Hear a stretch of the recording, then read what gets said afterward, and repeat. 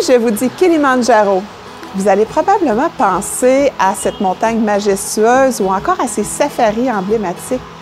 Mais pour mon invité de cette semaine, Séverine Chesnay. C'est en gang qu'elle a décidé de relever ce défi. Oui, avec la gang du défi pour elle et lui. Alors restez avec nous, car elle va nous faire découvrir un trek en haute montagne absolument spectaculaire.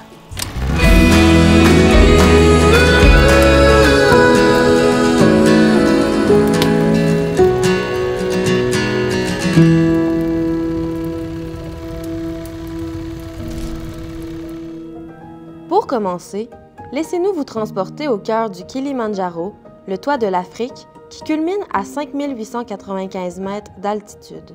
Ce volcan majestueux, situé en Tanzanie, se compose de 3 sommets distincts. Kibo, le principal, ainsi que Mawanzi et Shira, d'anciens volcans qui ont façonné ce massif emblématique. D'un point de vue géologique, le Kilimandjaro est un volcan bouclier, formé par des éruptions successives il y a environ 750 000 ans. Bien qu'endormi aujourd'hui, il abrite encore des glaciers et des champs de neige, vestiges spectaculaires qui disparaissent peu à peu sous l'effet du réchauffement climatique. La montagne est remarquable par sa diversité climatique. À sa base, de denses forêts tropicales abritent une faune riche et variée. Plus haut, la végétation évolue en prairies alpines et formations rocheuses. Au sommet, les glaciers et champs de neige offrent un contraste saisissant avec les savanes qui s'étendent à ses pieds. L'ascension du Kilimandjaro est bien plus qu'un défi physique. C'est une aventure légendaire. Les panoramas spectaculaires et la richesse des écosystèmes en font une expérience inoubliable pour les randonneurs. Bonjour et bienvenue à J'ai mon voyage. Cette semaine, nous rencontrons Séverine Chesnay. Elle va nous faire découvrir le plus haut sommet d'Afrique, le Kilimandjaro. Bienvenue. Merci, Mona. Merci de l'invitation. Bien, merci à toi d'avoir accepté. Écoute, Séverine, on se connaît quand même bien parce que là, on va parler du Kilimandjaro, mais on a fait 2 défis ensemble dans le passé. On a fait Compostelle et le Kili. Aujourd'hui, on parle du Kili. Dis-moi, ça a été quoi ta motivation pour prendre part à ce magnifique défi? Ma motivation, c'était un grand désir de bouger. Dans ma vie, à ce moment-là, tout était un peu stagnant. Puis quand j'ai vu ton voyage, je me suis dit, quelle belle occasion de faire bouger les choses. De me faire bouger moi, puis de faire bouger les choses dans ma vie aussi. Et c'est ça qui s'est produit. Suite au voyage, tout a débloqué. Tout ce qui était stagnant, qui était cimenté, s'est mis à débloquer dans ma vie. Comme quoi, des fois, faire des choses différentes peut nous amener des résultats différents aussi. Bien, il faut qu'on se le dise, parce que tu parles de mon défi, tu sais, pour les gens à la maison qui ne le savent pas, l'initiative du défi du Kilimandjaro part d'un groupe que j'ai créé en 2000, en fait, un premier défi que j'ai créé en 2013, qui était au départ des défis qui se faisaient au Québec, des défis de marche au Québec. Puis en 2016-2017, j'ai créé en fait, en 2016, j'ai lancé le défi de Compostelle et en 2017, le défi du Kilimandjaro. Au départ, c'est des défis seulement pour les femmes, tu te rappelles? Oui. Puis, on a décidé, parce qu'il y avait des hommes, des maris, des femmes qui voulaient absolument venir faire le Kilimandjaro parce que c'était pour eux également un rêve. Fait qu'on a décidé de faire le défi pour elle et lui au Kilimandjaro en 2018. Tout à fait. Donc, tu choisis de faire ce défi-là pour te mettre en action. Oui. Puis, qu'est-ce qui se passe au départ dans ta tête quand tu dis « Oh, là, je viens de m'inscrire à quelque chose d'immense, immensément grand. » C'est quoi qui te vient à l'esprit à ce moment-là? Bien, je ne l'ai pas réalisé avant que c'était immensément grand. C'était juste très intéressant. C'était beaucoup d'aventures. Puis j'avais besoin de cette aventure-là. Tu sais, ma petite case aventure, elle n'était pas cochée encore dans mes voyages. Donc, je m'inscris un peu innocemment, je t'avoue, sans me renseigner vraiment sur Internet. J'écoutais ce que toi, tu nous disais sur le voyage, que la guide de voyage nous disait aussi. Puis moi, ça me suffisait, ça me sécurisait tout à fait. Donc, je m'engage là-dedans sans plus de recherche. Et c'est pendant l'aventure que là, je me rends compte à quel point c'est gros. Tu sais, je m'attendais à avoir un défi de marche, un défi d'ascension, Un défi d'acclimatation aussi, d'être dans un pays différent. Mais là, j'ai été servie pas à peu près. J'ai trouvé ça particulièrement difficile, très enrichissant, mais quand même difficile. Donc, si on revient à la base, au départ du voyage, là, tu m'expliques un peu comment tu te sentais, mais au départ du voyage, on explique un peu ça va être quoi les préparations, les entraînements. Tu peux-tu me raconter qu'est-ce qu'on a fait pour se préparer à faire ce beau défi-là? Oui. Bien, en fait, je vais reculer un petit peu plus loin. OK. Moi, j'ai commencé à courir avec le groupe, avec Bouge pour elle, en 2015. Et donc, j'avais déjà un bagage de course. Ensuite, on s'est entraîné pour notre défi à Compostelle, notre beau voyage à Compostelle. Donc, j'avais aussi un bagage de marche en montagne, randonnée, courte et longue. Et là, quand est arrivé le Kili, j'étais quand même déjà bien outillée. Donc, ce que j'ai rajouté à tout ça, à toutes ces randonnées-là qui faisaient déjà partie de ma vie, c'est du spinning. Parce que j'ai arrêté la course puis je voulais que mon cardio s'améliore. Donc, j'ai ajouté 3 séances de spinning par semaine d'une demi-heure et plusieurs sorties de marche en montagne. Donc, tout ce que je faisais, c'était chercher des côtes, chercher des nouvelles montagnes pour varier le paysage. Donc, mon quotidien s'était rendu ça. Et toujours porter mon bagage sur moi. Me pratiquer, avoir mes bottes, avoir mes vêtements, avoir mon sac à dos, mon eau, pour vraiment m'habituer à tout mon équipement, puis à voir s'il y avait quelque chose qui était défaillant aussi, puis qui n'était pas à mon goût. Donc, mon entraînement, c'était ça, puis un peu de yoga aussi au travers pour la souplesse. On s'est préparé combien de mois d'avance là, avant de partir pour ce beau défi-là? Et là, c'est plus précis dans ma tête, mais c'est plusieurs mois d'avance. Il ne faut pas prendre ça à la légère. Là. On ne décide pas 2 mois à l'avance de s'en aller là-bas pour se préparer, mais c'était pas loin d'1 an. Ben, c'était, tu sais, on a commencé à lancer le peut-être. défi. Je pense qu'on s'est entraîné facilement 8 mois, 8 mois d'avance. Puis aussi, tu sais, il y a la préparation aussi, les vaccins qu'il faut prendre parce qu'on allait en Afrique, donc c'était important de suivre tout le protocole des vaccins qu'on avait à prendre. Donc là, on se prépare, on se prépare au niveau d'équipement. Y avait-il un équipement particulier qu'on avait besoin d'apporter là-bas? Est-ce que tu t'en rappelles? Ça prend des bâtons de marche. Oui. C'est essentiel. Ça prend des bonnes bottes aussi. Là, c'est celles du Kili que je porte aujourd'hui. Sont plus neuves, mais c'est des bottes qui ont quand même un certain support parce que là-bas, c'est de la montagne, c'est rocailleux, c'est parfois instable, donc ça prend un bon support. Ça prend un sac à dos, évidemment, pour traîner tout ce qui est pertinent d'avoir durant la journée. En vêtements, en eau, heureusement, on avait toujours un bon dîner qui était servi, donc on n'avait pas besoin d'apporter cette nourriture-là avec nous.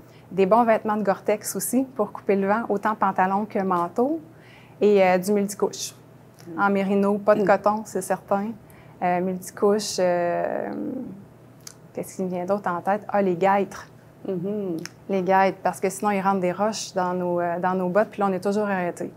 Tu te rappelles-tu, justement, on était, je crois que c'était 23, 23 personnes.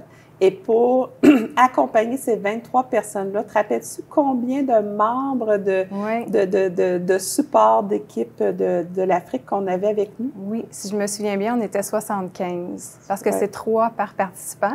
Exact. Pour arriver, parce que c'est quand même VIP, là, cette aventure-là. On avait un campement qui était monté. À tous les soirs, quand on arrivait, nos tentes, on était 2 par tente, nos tentes étaient déjà montées avec notre bagage dedans. Il y avait une tente repas, une tente pour manger notre souper. Tout était prêt, là. Fait que ces personnes-là sont extraordinaires et vraiment très fortes. Le matin, on partait, nous, avec toute notre bonne volonté, puis peu de temps après, eux avaient déjà démantelé tout le campement et nous dépassaient. Ils remontaient une tente pour le dîner. Puis nous, on arrivait des heures après, là. Fait que c'est vraiment des gens très en forme, acclimatés, une belle équipe de 75 personnes qui nous a beaucoup supportés là-dedans. D'ailleurs, c'est ce qui faisait la différence, c'est leur acclimatation, parce que la montagne en tant que telle se grimperait bien au Québec si elle n'était pas aussi haute, parce qu'au niveau des pentes et de l'ascension, ça allait bien. C'était quand même tranquillement qu'on montait. Oui. Mais si c'était pas de l'altitude, c'est une montagne qui aurait pu se monter en une journée. Là, effectivement. C'était plutôt au niveau de l'altitude. Puis, bien, une journée, j'exagère, mais mettons en 2-3 jours, mettons. Oui. Avec moi. Les coureurs, je sais qu'ils font, les coureurs acclimatés, ils sont capables de la monter en une journée, là. C'est quand même assez incroyable. Ça a été quoi, pour toi, le plus grand défi pendant l'ascension? Ah, ça a été le froid. Ça a été le froid, l'humidité. J'ai gelé, là. Mais je suis frileuse, là. Ouais. Je suis frileuse au départ, mais je sais que je suis pas la seule à avoir eu froid pendant cette expédition-là. C'est qu'à un certain point, c'est pas comme quand on part en camping avec notre voiture, puis qu'on sait que si ça fait pas, on remballe le tout puis on revient à la maison. Là, on est engagé dans un processus où le seul moment où on pourrait retourner à la base, c'est à cause de quelque chose de physique là, qui nous empêcherait de monter. Sinon, on monte et on redescend par nos propres moyens. Et là, après quelques jours, je pense au jour 3, je ne suis pas rendue bien loin, là. Mais je me rendais compte que là, j'arrivais plus à me réchauffer. Mes vêtements étaient comme toujours un peu humides. Puis je trouvais ça difficile mentalement de me dire, il faut encore monter. On avait 6 jours d'ascension et 2 jours de descente. Là, j'étais juste à la moitié du parcours de l'ascension. Il va falloir que je monte encore avec l'espoir de me réchauffer dans 4 jours, tu sais. Mais je m'étais engagée là-dedans, comme dans Compostelle, en me disant, tu sais, que mon corps tienne, que tous les morceaux tiennent là, physiquement, puis moi, je m'organise avec mon mental. Mais là, j'ai eu un petit peu de job. Ça a été vraiment plus difficile que je pensais parce que j'arrivais pas à me réchauffer, tout simplement. On dort, on a froid, on marche, on a froid, on va souper, on a froid. On n'a pas de feu de camp là-bas, il n'y avait pas d'alternative. Là, je rêvais d'un bain chaud, mais ça arriverait clairement pas. Il faut se dire, parce qu'à chaque fois qu'on arrivait le soir, en fin de journée, ils nous attendaient, même, tu sais, je ne sais pas si toi, tu as vécu ce luxe-là, mais moi, je l'ai vécu. Notre équipe, ils nous enlevaient nos bottes, nos guêtres. Oui. On rentrait dans notre tente, puis on avait un petit pot d'eau chaude. Ah oui, ça, c'était le bonheur. Avec une débarbouillette, puis on pouvait... c'était notre débarbouillette, je pense, je me rappelle plus. Oui, c'était la nôtre. Oui. Puis on pouvait se laver de cette façon-là. Ah oui, ça, c'était la seule chaleur qu'on avait externe. C'est sûr qu'on avait des breuvages chauds, un repas chaud, mais le petit bol d'eau chaude, là, ça, c'était du luxe, là. Donc, si tu pourrais m'expliquer, mettons, toi, comment tu as vécu, tu sais, comment tu vivais une journée à la fois, là? C'était quoi, là, ta petite routine, le matin, tu te levais? Comment ça se passait? Oui, une journée à la fois, puis je la décortiquais même en petites bouchées, parce que, comme je te disais, c'était rendu difficile. Il fallait que je voie ma journée avec des plus petites portions que ça.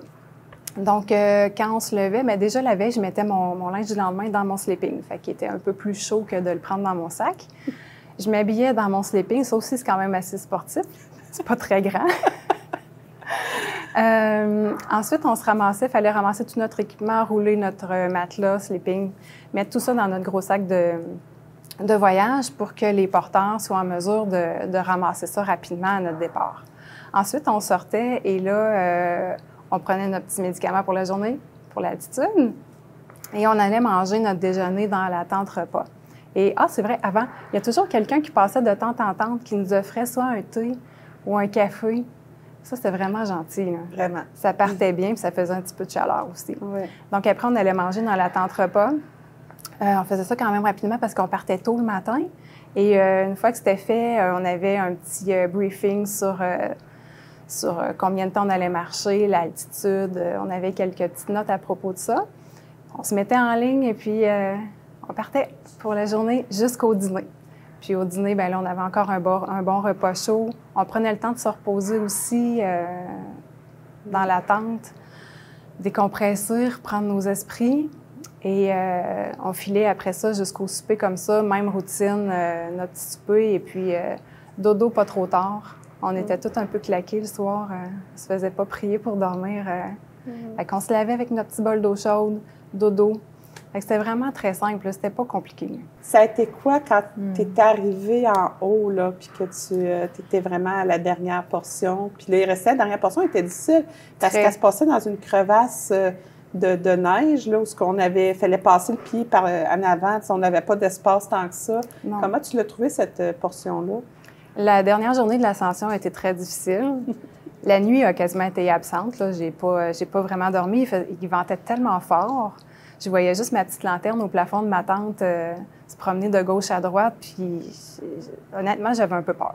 J'avais même très peur parce qu'il ventait fort. Puis, tu es dans une petite tente. Je me disais, dans le fond, on tient la tente, là. Si on n'est pas dans la tente, elle s'envole. Et j'ai entendu un groupe partir à minuit. Souvent, les gens partent à minuit pour voir le sommet au lever du soleil. Nous, on est partis le matin. Et ça a bien été jusqu'à Stèle-la-Pointe, qui est comme le premier sommet. J'étais encouragée. Le groupe allait quand même bien aussi. Il n'y avait pas trop de symptômes. Ça tenait la route. Mais la dernière portion, qui ne doit pas être si longue que ça, a été interminable. J'avais l'impression que la belle pancarte à côté de laquelle on faisait une photo, là, elle reculait. Plus j'avançais, plus la pancarte reculait. Moi, j'avançais vite. Même qu'à un certain moment, on a séparé le groupe en deux. Tout le monde allait lentement, mais il y en a qui allaient un petit peu plus vite. Donc, j'ai pris cette file-là. Et là, on s'est dépêché de prendre des photos parce que ça faisait quand même un moment qu'on était en altitude. Il ne faut pas rester là indéfiniment non plus.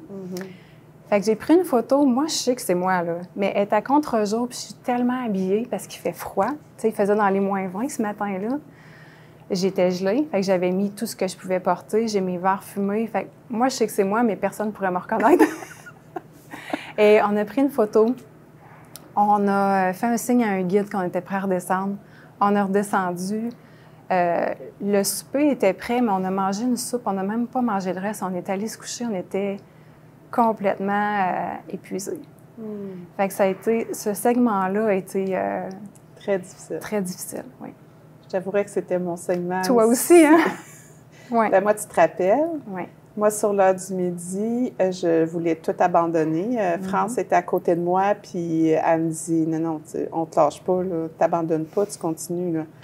Puis moi, j'étais plus capable. Ça avançait plus, j'étais gelée, j'avais tous les symptômes, je les avais tous. J'avais mal à la tête, puis finalement, on s'est rendu en haut. Mais moi, l'histoire est que j'ai redescendu plus rapidement parce que ça faisait trop longtemps que je montais en altitude. Puis, ils m'ont fait signe de redescendre avec deux accompagnateurs là, qui nous accompagnaient. Ouais. Puis, on a redescendu comme des athlètes olympiques. On courait, je sais pas si tu te rappelles. Oui. On courait, puis on slidait. C'était comme... Mais à la limite, c'était vraiment le fun. Là, parce qu'on slidait sur le sable puis la neige, puis on descendait comme ça, en prenant des petites pauses et c'était là. Sauf que ce que ça l'a amené, c'est que moi, quand je suis rendue au camp de base, moi, ils m'ont apporté à ma tente, puis ils m'ont laissé là, toute seule à ma tente. Mais ma saturation était très, très, très, très basse. Puis j'étais plus capable de reprendre mon souffle. Moi, je me disais, c'est parce qu'on a trop couru. À un moment donné, ça va revenir. Mais ça revenait pas. Ça faisait une demi-heure, j'étais assise dans ma tente. Puis là, ça faisait une demi-heure que j'étais là, voyons, comme ça revient pas, tu sais, ça va-tu revenir? Tu sais, j'étais comme, voyons, puis je bougeais pas, puis j'étais toute seule dans ma tente. Finalement, c'est Yacine qui est arrivé, puis qui est venu me voir. Puis là, il a pris ma saturation, puis tout de suite, l'urgence est arrivée. Ils m'ont sorti de la montagne en civière, pour descendre un peu plus bas. Oui.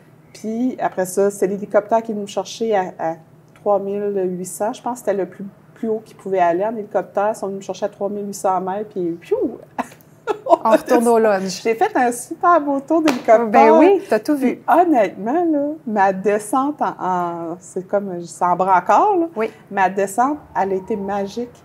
Parce que le ciel, moi, j'étais pluguée sur les bonbonnes d'oxygène, toute l'équipe, mais le ciel était étoilé. Il y avait des étoiles filantes.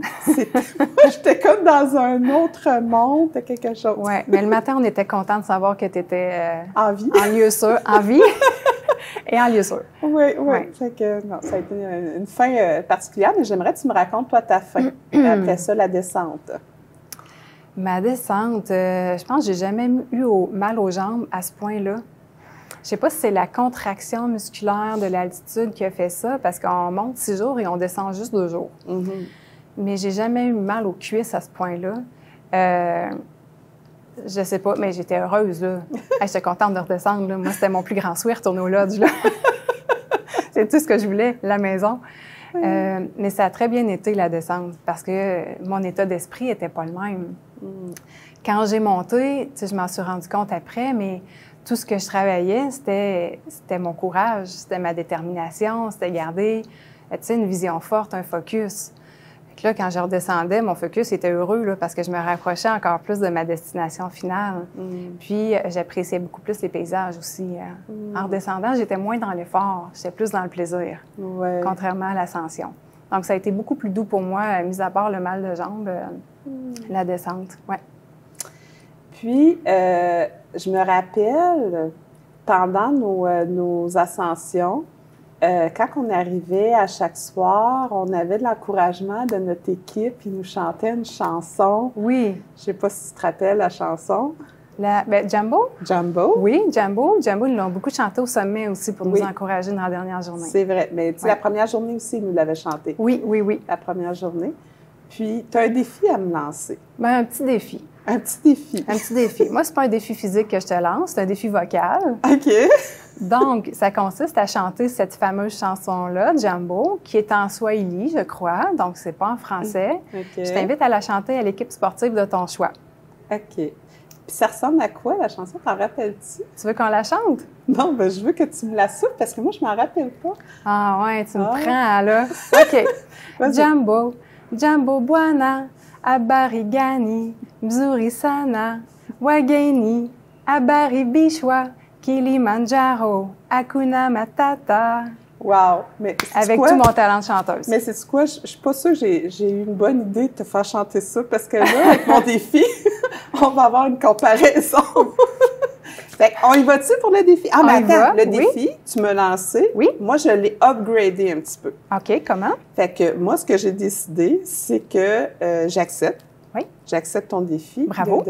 Oui, c'est un gros défi. Un, je chante hyper mal. J'ai pas de voix. J'ai toujours le même ton. Mais deux, je me suis dit, OK, parce que là, tu m'as lancé le défi de la chanter, mais qu'est-ce que tu me lances aussi? De la chanter devant une équipe sportive pour encourager l'équipe. Oui. Ben, tu sais, moi, je me suis dit, on va y aller haut, on va chanter ça devant les Tigres de Victoriaville. Oh, wow! Parfait, parfait. T'upgrades le défi. J'upgrade le défi. Je te reconnais. Fait qu'on y va-tu? On y va! Yes!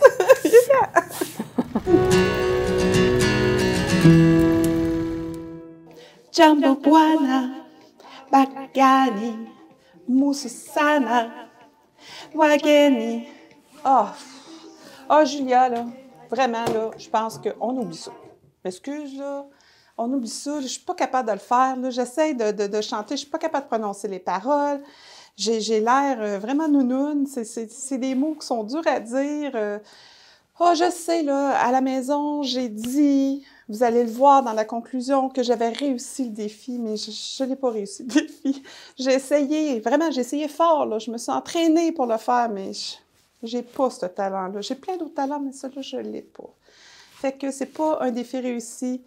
Mais j'ai quand même essayé de chanter, puis vous allez entendre un petit bout, fait que vous allez comprendre pourquoi que j'ai pas voulu relever le défi. C'est fait? C'est fait? J'ai réussi, défi réalisé! Écoute, tu m'as vraiment sorti de ma zone de confort. Je savais que tu étais capable de le prendre. Bien, merci de m'avoir lancé ce défi-là. Écoute, j'aimerais ça, avant qu'on termine cette belle entrevue-là, j'aimerais ça que tu me parles de tes coups de cœur que tu as eus au Kilimanjaro. Oui, coups de cœur. Moi, mes coups de cœur, c'est des coups de cœur humains. Fait que j'en ai deux. Le premier, c'est Valérie. C'est celle avec qui j'ai partagé la tente et le voyage. C'était une nouvelle amitié. On se connaissait pas depuis très longtemps. Et ça a cliqué vraiment facilement entre nous deux. Puis comme j'ai trouvé mon expérience quand même difficile, Valérie était d'un support extraordinaire pour m'aider à passer à travers les journées, les épreuves, parce que tu la connais, Valérie, c'est la simplicité, c'est le bonheur, elle est heureuse, elle est ricaneuse, elle voit le beau dans tout. Donc, premier coup de cœur, c'est vraiment elle qui a été un ingrédient essentiel dans mon aventure. Et le deuxième, c'est encore humain, et là, c'est la force du groupe. Parce que, je sais pas si tu te souviens, mais quand on est arrivé au jour 3, je crois, à 4000 mètres, je pensais que c'était la fin pour moi parce que j'avais des symptômes qui sont arrivés subitement. Je me suis mis à entendre des bourdonnements, je voyais presque plus rien, j'avais mal au cœur. Fait que je me suis dit, est-ce que c'est à 4000 mètres que ça s'arrête pour moi?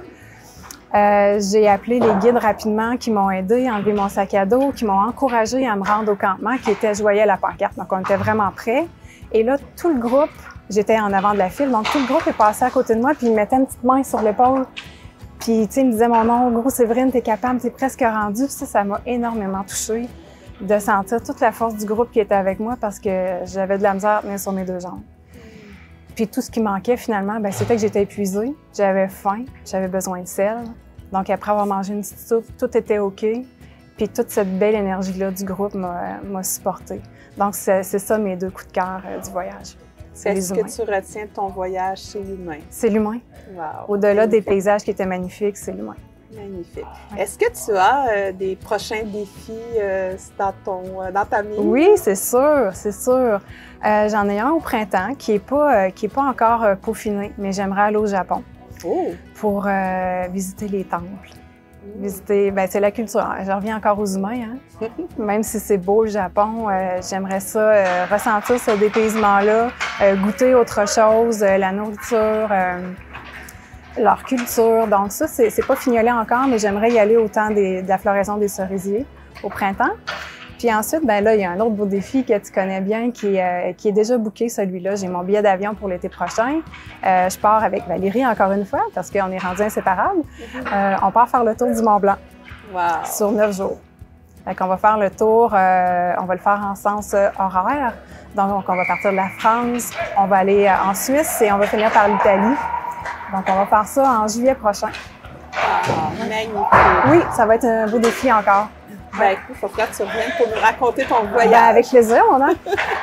Écoute, pour te remercier, j'ai un petit cadeau pour toi que j'aimerais que tu apportes peut-être pendant que tu vas faire ton défi autour du Mont-Blanc. C'est pour te remercier d'avoir participé à mon émission. Merci, mon voyage. Je te remets. Oui, merci beaucoup. Magnifique. J'adore les bofs et tu peux être certaine que je vais le porter avec grand plaisir.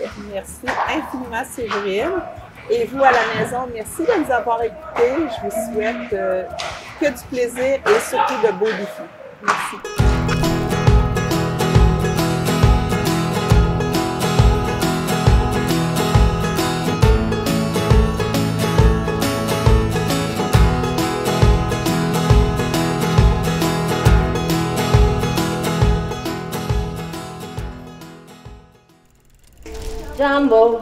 Jambo bwana, barigani, muziri sana, wageni, mwakaribishwa, Kenya yetu, hakuna matata. C'est bon! Je ne comprends pas du tout ce que ça veut dire.